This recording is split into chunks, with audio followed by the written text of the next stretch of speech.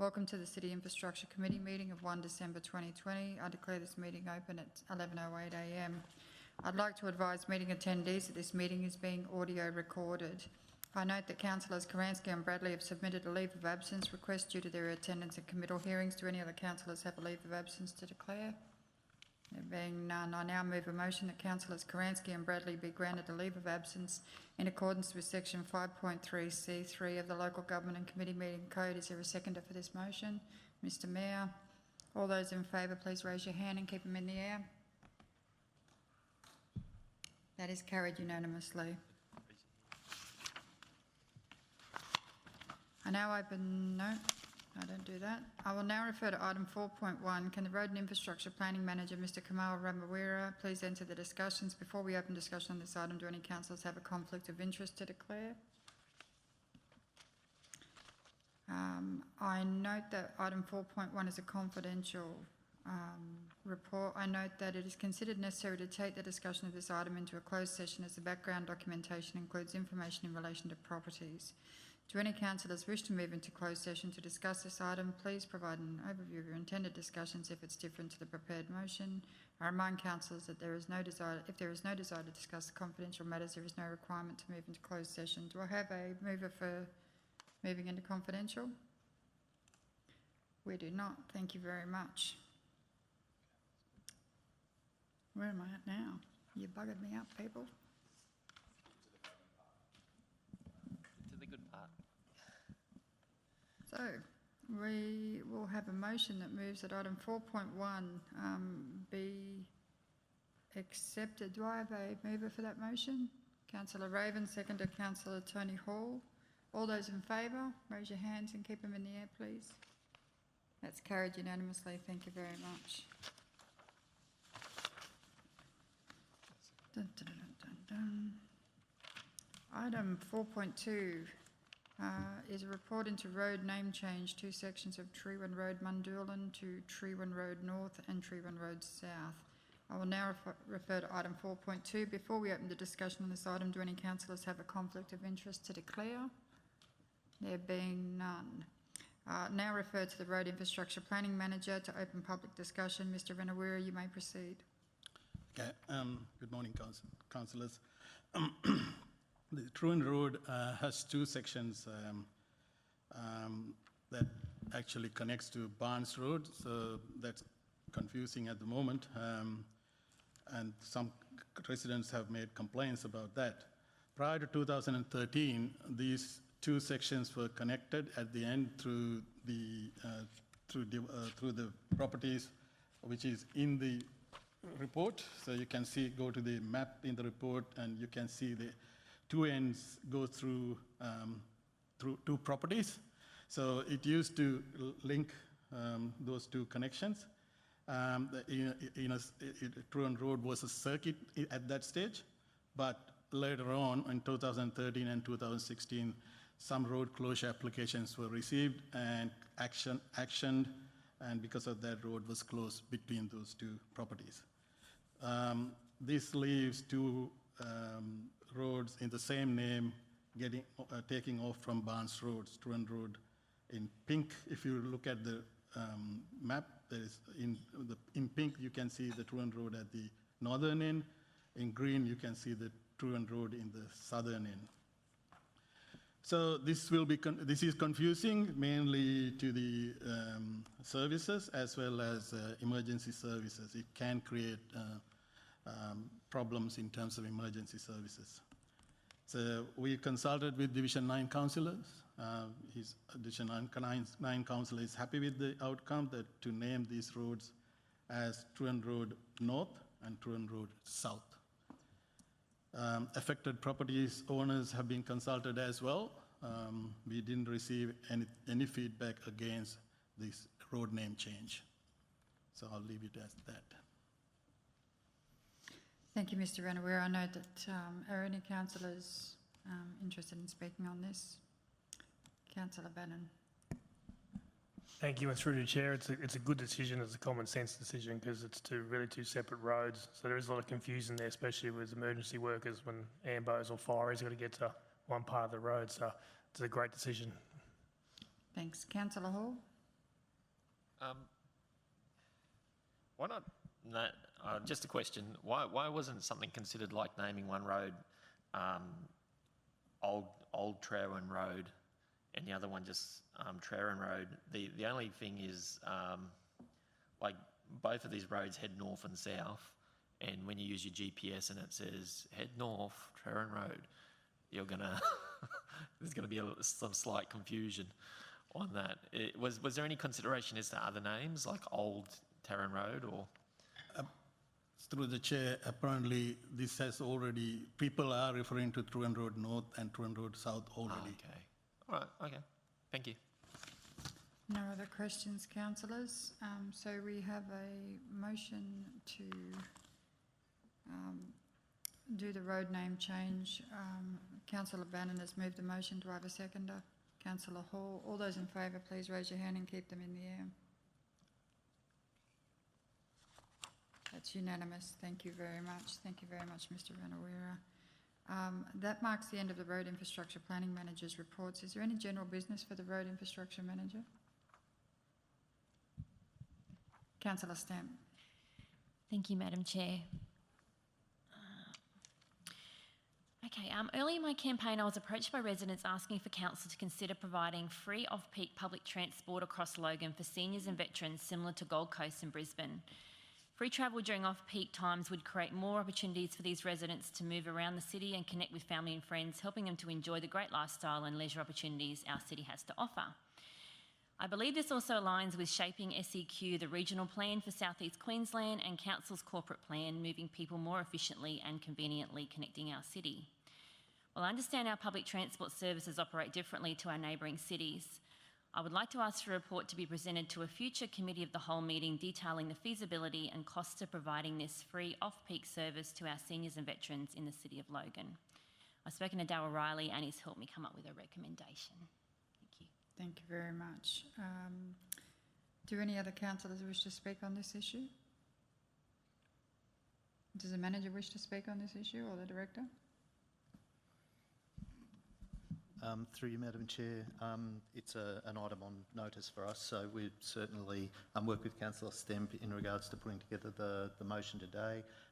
As we've had discussions with the services within Logan are provided by the Department of Main Roads, Queensland Transport and Main Roads, and we would certainly be, I guess, taking Council's advice today in regards to writing to them and actually advocating that position, but it would be a matter with the department to actually make that decision.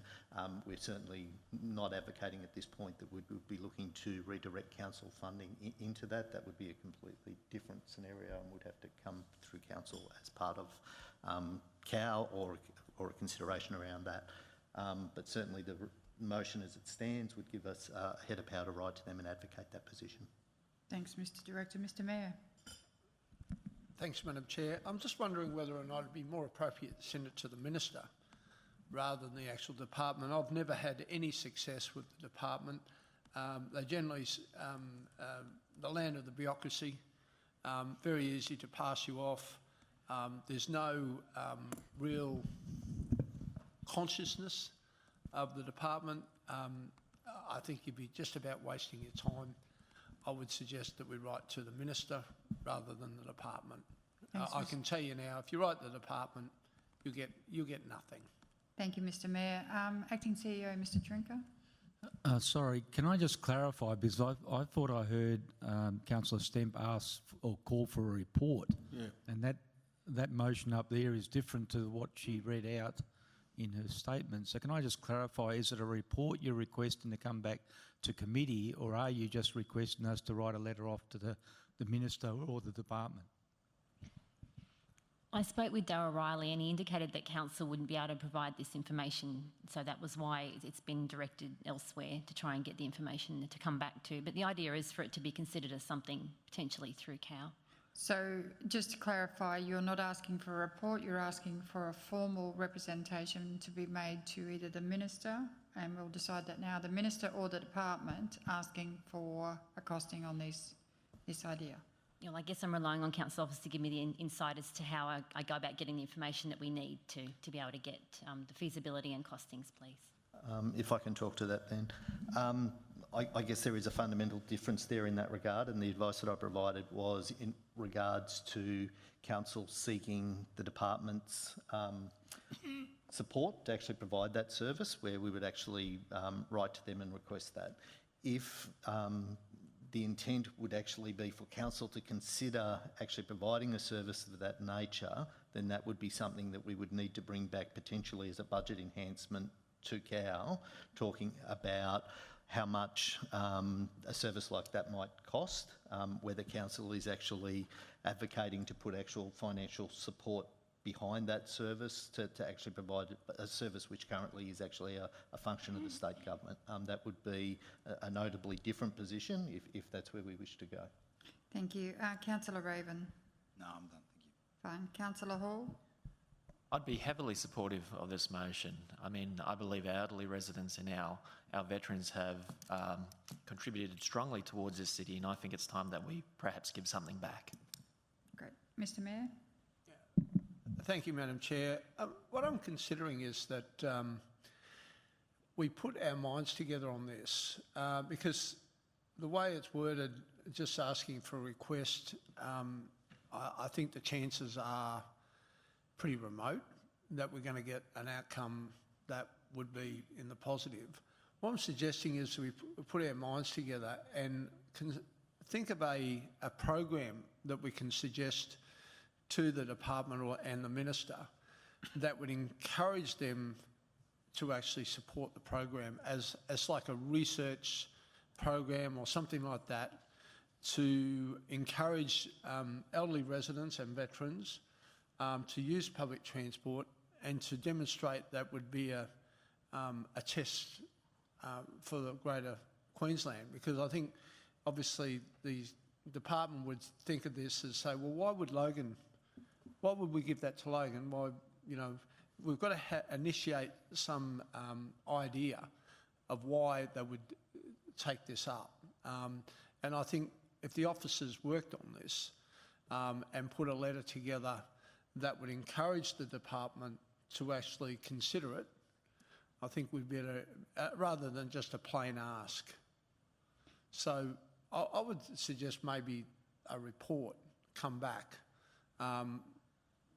So that I think the original recommendation was a report. We put the report up and we allow the officers to use their experience and obviously their technical capacities to structure a letter that would encourage the department and the minister to put something in place for Logan. Councillor Stemp, would you like to amend or take this away and present it to a future city infrastructure meeting, or how would you like to proceed with this? I guess in my mind I was concerned about the budget that's coming up, obviously, so I just wanted to make sure that this was something that would maybe come to the table as part of the budget. So I guess based on that, if this kind of recommendation isn't going to get anything through by the budget time, then maybe we could go back to the idea of asking for the report. No worries. Councillor Raven. So we've come back round to where I was concerned. The cost of public transport is intense, even a subsidised cost for some parts of our community. So the impact on the budget would be significant. And then once you've given it to pensioners and veterans, then to people with disabilities, to children, to like who else can then turn around and ask who to extend it to? They're all deserving and all have need. So I would be reluctant to send it into budget when the state runs, manages and controls our public transport completely in the city and often entirely ignores the needs of our residents based on the departments refusing to use any data other than census data to determine population movement. So while if money would actually get us some influence over how the public transport system worked, that would be great, but it doesn't. They're happy to take money from us, but then still treat us like the poor cousin who has no seat at the table.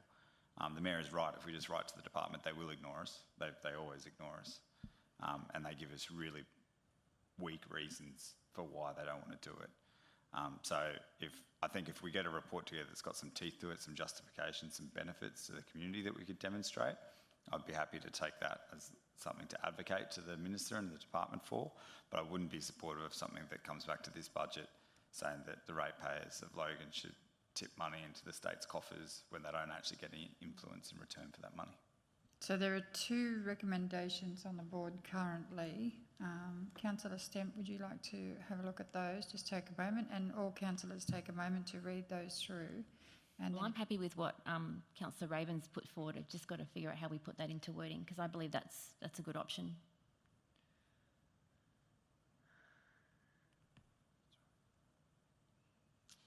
Report to city detail.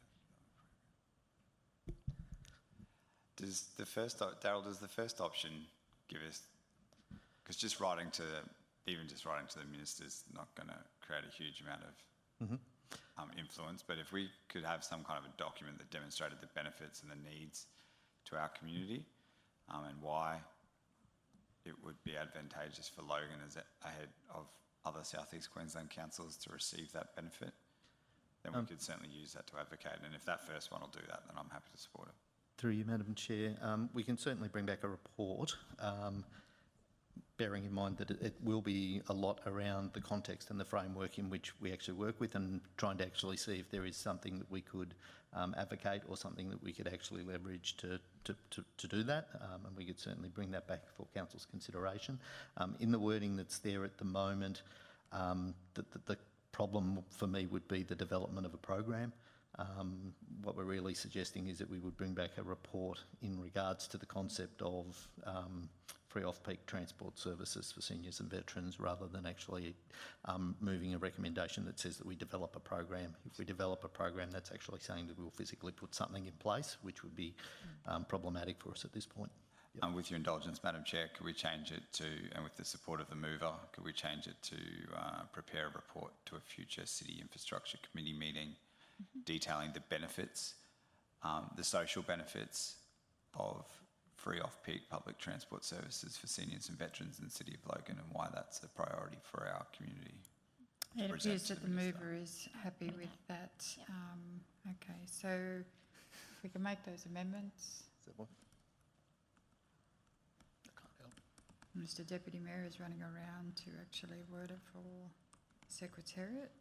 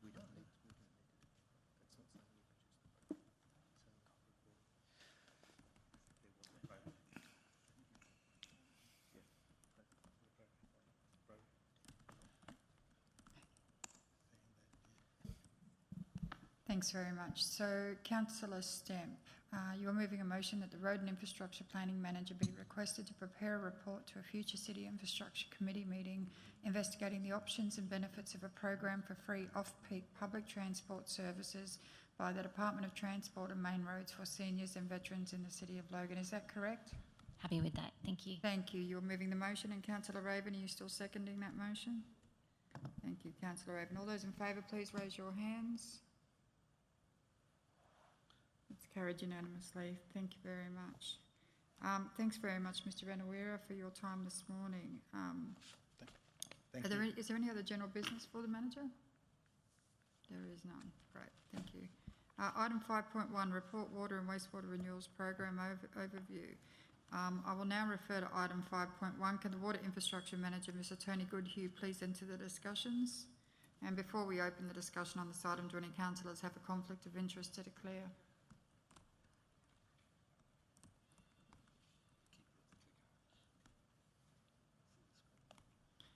There are no conflicts of interest to declare. I'll just let the Water Infrastructure Manager get settled. I'll swap seats with you if you want. I'll swap seats with you. Yeah, please.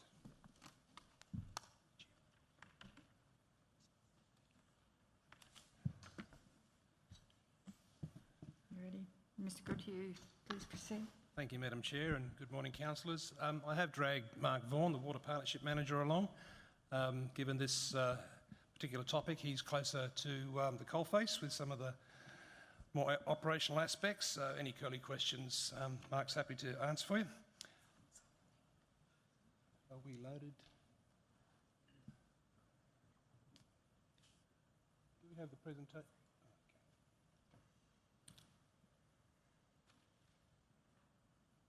Thanks, Mark.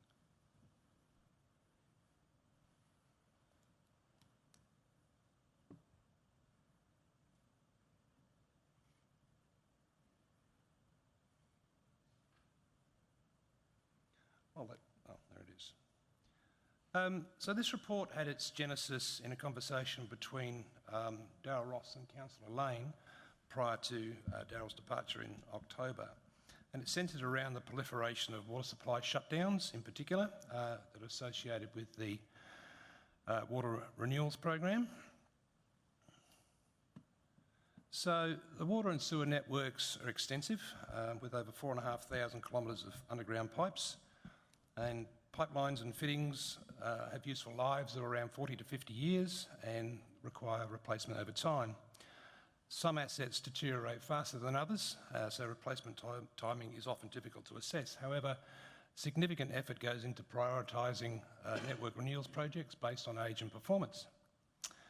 The water and wastewater infrastructure has a total asset value of around that $3.5 billion and of course covers both above and underground assets. So the investment required in assets, in renewing assets to maintain the serviceability of the network is around $30 to $35 million per year. And this financial year, it sits at $35 million, representing around 30% of the total capital program. So renewals expenditure is split across a number of programs or asset classes, as shown here, covering both under and above ground assets. The focus of this report is the network renewals program, and in particular where water shutdowns and traffic disruption occurs in developed residential and commercial areas.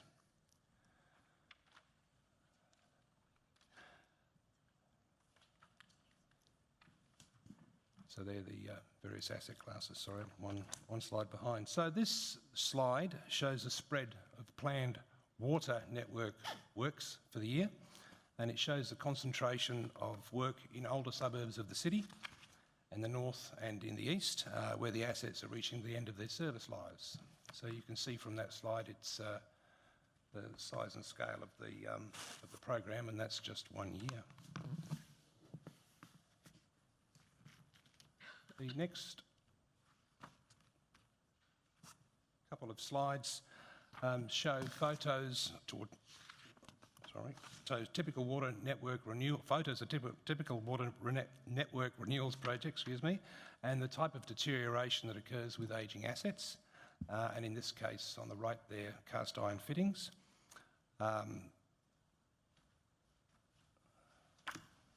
And again, on the left, the cast iron deteriorates badly over time.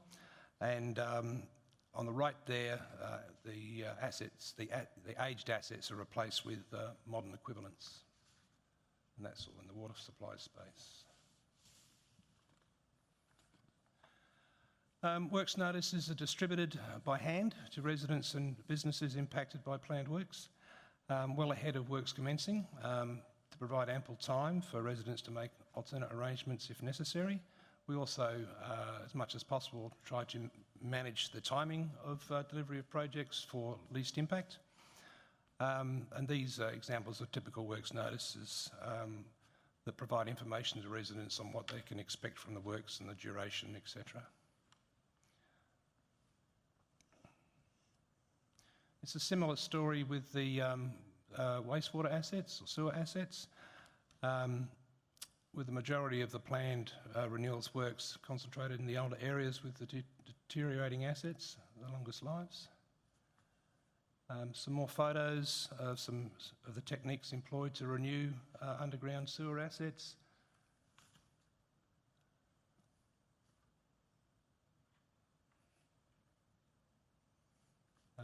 That particular photo is typical of a relined before and after sewer, so you have deterioration, and the techniques used are those steam impregnated cured pipe, which basically turns the sewer into a whole new pipe. The actual value of a sewer pipe in particular is the hole in the ground.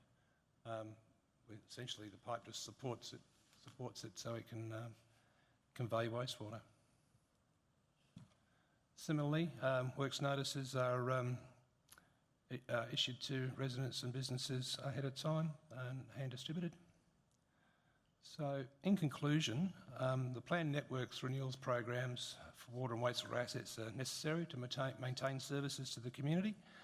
The impact of service shutdowns and traffic management on residents and businesses are unavoidable, but we do put effort into managing that impact to limit it as far as practical. And the frequency of these sorts of impacts are generally limited to the service life of assets. So we shouldn't have to revisit the same street more than once in hopefully 40 or 50 years. So happy to take any questions. Thanks very much for that. I just want to note that in our local area we seem to be having a lot of replacement of wastewater pipes and drain rehabilitations and inlets, and I think for people that have previously had high flows in old systems, it's very much appreciated. Do any other councillors have any questions for the manager? Councillor Raven. Thank you, Madam Chair. Noticing my interest in asbestos removal, have you guys have any safety issues with your asbestos removal program? The proliferation of asbestos pipes is widespread. We do have procedures in place for the management of asbestos pipe, including its removal. Do we have any issues? Well, yes, we do, and they're appropriately managed, and we have the appropriate procedures in place to manage them. Cool. So when you say yes, you do have issues, you've had safety problems, or you just have issues because it slows the project down? Not so much that. As I say, we have I can't quote the exact number of or the order of magnitude of underground piping, but would be hundreds of kilometres of AC pipe.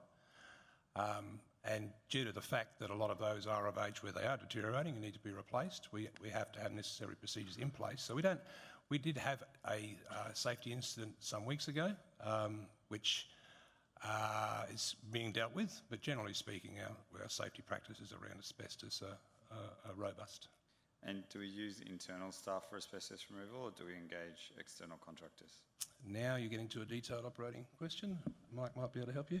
Okay, through the chair on that one. There are a couple of different programs going on. So in the operational space, we'll generally use our own staff to do that. So responding to a burst water main or something like that, which could be on an AC main. So yes, we do have our procedures in place to manage that, and there is a 10 square metre rule, which is the amount of asbestos that can be cleared under our licence and things like that. With some of the work that Tony showed there, where we're replacing programs of work, That's actually done by a contractor, and that contractor holds the appropriate asbestos removal licences to do that and takes it to the licence facilities, bags it up all under the procedures. Thank you. Mr Mayor. Thank you, Madam Chair. Page 10, it's there for everyone to see. Water total 24 million and wastewater 94 million. It's core council business. So when residents say, what do we get for our rate notice? Just remember those figures. It's every year and escalating. People don't recognise what's under the ground is what we provide a service for. So just be mindful of that, because quite often out there, what do we get for our rate notice? What do we get? We have to spend a lot of money to keep the city going, and it's there for everyone to see. Going and flushing, Mr Mayor, thank you very much. Does anyone else have any comments for the manager? Okay, so can I please have someone move that item 5.1 be accepted by the committee? Councillor Stamp, seconded. Councillor Murphy. All those in favour, please raise your hands. It's carried unanimously. Thank you very much. Thank you very much, Mr Goodhue and co, for your... Okay, so I'll just let the officers work their way around.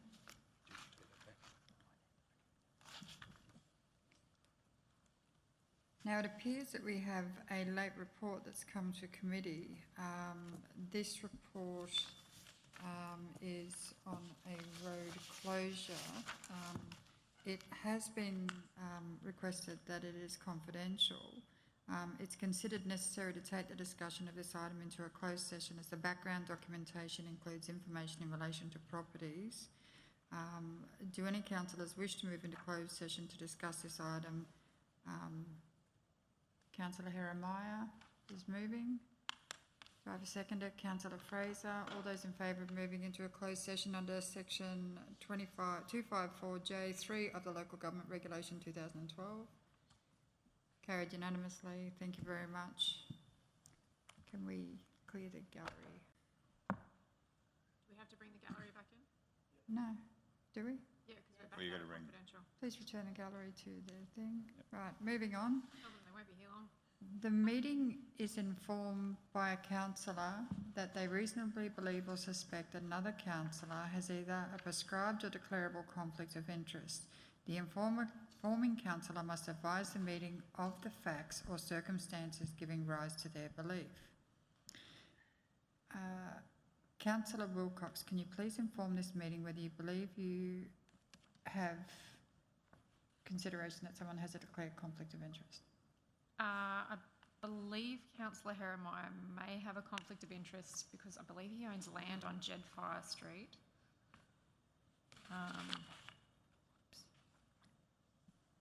On a street which is the subject of the confidential report? On the street that is in the confidential report, and if the street was to be closed, would there be a benefit to Councillor Jeremiah? Thank you, Councillor Wilcox. Councillor Jeremiah, can you please inform this meeting whether you believe you have a prescribed or declarable conflict of interest in this matter? If not, please provide your belief, including your reasons for the belief. I believe I do not have a conflict of interest regarding this matter. 33 Jedfire Street was an authorised address that was used during the 2020 local government election campaign. I can confirm that I do not own land on Jedfire Street.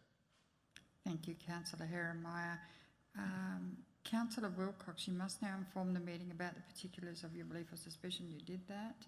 I've got a call for discussion. Councillors, you must now decide whether or not Councillor Jeremiah has a prescribed conflict of interest or a declarable conflict of interest in the matter. I now open the floor for councillors to discuss. And I will also require someone to move a motion and to provide a reason for their decision. So do any councillors have anything? Councillor Raven? Is there an option to move that there is no conflict of interest to consider? It says that we must call for a discussion, and then you can, if no one else has anything to comment, you can move a motion and provide a reason for your decision. discussion is finished, I'm happy to move a motion that there is no conflict of interest, because having an authorised address provides no benefit or detriment. And as I have my authorised address was on Browns Plains Road, a property I don't own, that would exclude the second busiest council road. It's just not, it's not tenable to have conflicts of interest that are so minor, and the impacts that could have on councillors. Fair call. Do any other councillors have any other things that they want to discuss in this? So Councillor Raven has moved a motion. I have to allow time for the meeting services team to type the motion.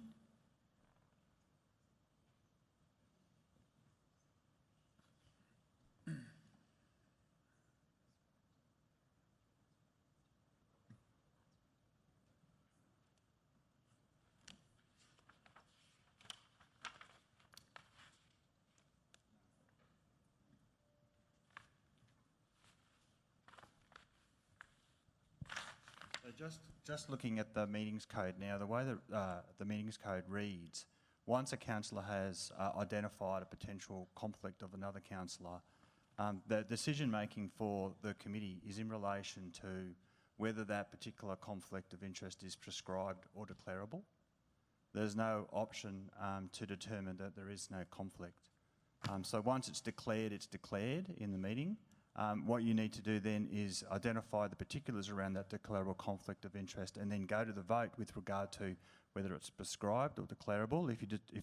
If it's declarable, then you need to go to the vote with regard to whether that councillor can stay and participate in the meeting or has to leave the meeting, or you modify the way that particular councillor partakes in the discussion and the vote. Pardon me, Mr Director, but it actually on the flowchart that was provided to me as the chair, it says you can agree that they have a prescribed COI, a declarable COI, or the relevant councillor does not believe they have a conflict of interest which bypasses those two things and moves on to the next. Yeah, with all due respect, I'm not voting to say that he has a declarable conflict of interest. That's ridiculous. He doesn't have a conflict of interest. I'm not voting prescribed either. They're both, it is not a conflict of interest. I'm not voting for something that's not true. Can I please suggest through the chair that we adjourn for a little while we can get our heads together and look at the Act and the meetings code? Can I please have a mover for us to adjourn? Mr Mayor, seconder, Councillor Hall. All those in favour? That's carried unanimously. Madam Chair. It's a 10-minute break, please. I abstain. With Councillor Herrenmeyer abstaining. I'm so sorry. The meeting at 12:11 p.m.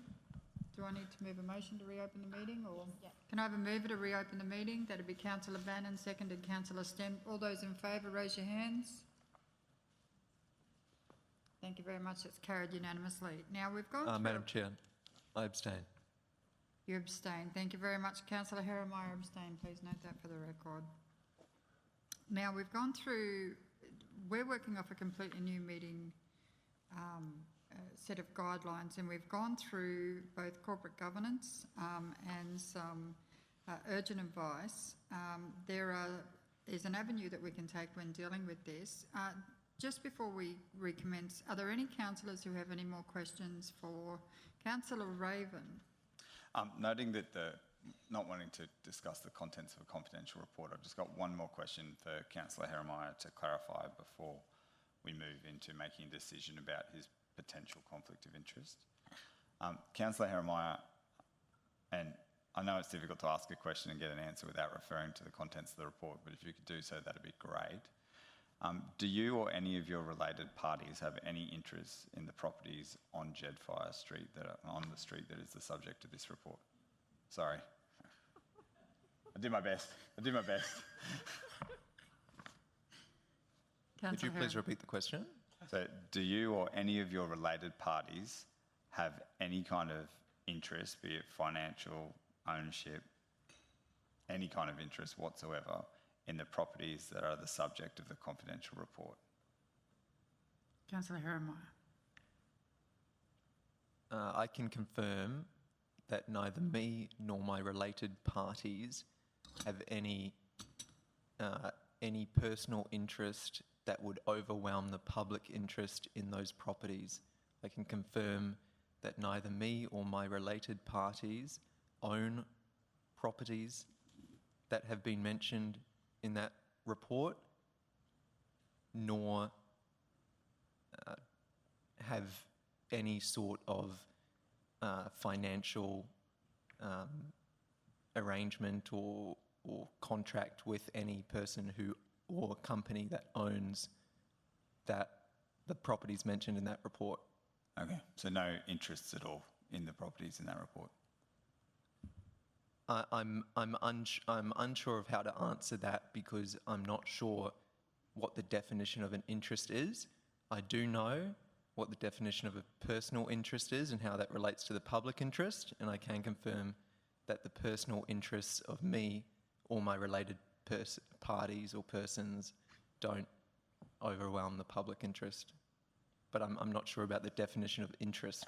Interest would be financial interest, contractual arrangements, partial ownerships, shareholdings of greater than 5%, I think is what the ledge refers to. Nothing like that? Nothing like that you have mentioned. Great. Thank you. No further questions, Councillor Raven? So Madam Chair. The next thing that we do is, can I please have a person to move a motion, if you so believe it, that Councillor Jeremiah has a prescribed conflict of interest? There being none, there is no prescribed conflict of interest. Do I have a mover to move that Councillor Jeremiah has a declarable conflict of interest in this matter? There being no movers, Councillor Jeremiah has no declarable conflict of interest in this matter. Now, this is where we were looking at what we could do. There has been a motion put forward that reads that regarding Councillor Jeremiah's informed conflict of interest from Councillor Wilcox in respect of item 7.1, the councillor does not have a prescribed or declarable conflict of interest, and the reason provided by eligible councillors for the decision as detailed above is as followed: that Councillor Jeremiah does not own property on the street mentioned in the confidential report. Thank you. And uses the address there for his election authorisation. There is no benefit, detriment or prescribed declarable conflict of interest. Madam Chair, I'd just like to clarify my previous statement. I've just read the owners of the property section in the confidential report, and I would like to disclose that I do have a contract for office space in the Park Ridge Town Centre. But I'm not sure with the property numbers that have been mentioned in the confidential report whether those property numbers are the property that the Park Ridge Town Centre sits on. So I do not have a map. My Tuesday started so well. I know. Could I just clarify with a further question, Madam Chair? Councillor Raven. So that lease, do you get any special discounted rate or anything like that? Or is it just a standard commercial lease? It is not a lease. It's not a lease? It is a materials and services contract. Okay, cool. But it's just a standard contract? You don't get any special discounts other than... It is of market value. Market value? Cool. Right, So it's just a normal business arrangement, nothing, no particular interest above any other member of... Sorry, I'm just going to refer to the governance manager because that's a second declaration. So just to confirm, Councillor Jeremiah, are you declaring a conflict of interest? No, it was a clarification to my previous answer to Councillor John Raven's question. Okay, thank you very much. Councillor Murphy, did you have something? Councillor Jeremiah, you are currently shifting out of that office at Park Ridge Shopping Centre, correct? That is correct. So that lease would be coming to an end? It's not a lease. Or that material contract would be. Material and services. That contract would be coming to an end? I'm not sure how the contract is structured, but I am moving out of the office space in Park Ridge Town Centre. As at when? I believe end of December. Thank you. Okay, so we have a motion on the board. Councillor Raven, are you happy with that motion? Are you Yes, I am, happy to Madam move Chair. that motion? I'm very happy to move. Is there a seconder for that motion, please? I'll second the motion. Mr Mayor, thank you very much. All those in favour for the motion that's on the board relating to Councillor Jeremiah, please raise your hand clearly and hold them up. I note that Councillors Jeremiah and Murphy have not voted. Councillor Jeremiah? He's You not can't vote in it because you're the subject of a conflict. Councillor Murphy. I'm going to abstain, please, Chair. Okay. Thank you very much. So we can now move on and move the session. Pardon me, Councillor Raven. I'm happy to move back into confidential under. Thank you very much, Councillor Raven. So that being the case, can I have a seconder to move back into confidential under the previous reasons stated? Councillor Fraser. All those in favour, raise your hands. Thank you very much for your time. Back into confidential. Could we please clear the gallery of the public so we can continue with this item? And thank you very much for raising a point. I think it's, as part of the new measures, it's great to be safer than sorry. Councillor Stamp moving it, Councillor Hall seconding it. All those in favour, raise your hands. Thank you, that is carried unanimously. Thank you very much, Mr Director. Painful but fun. That marks the end of those reports. Is there any general business for the Director? There being none. That's great. That completes our agenda for today. I declare the City Infrastructure Committee meeting of 1 December 2020 concluded at 12:26 p.m. The meeting of the Procurement and Appropriation Special Committee meeting will commence in 10 minutes. Thank you very much.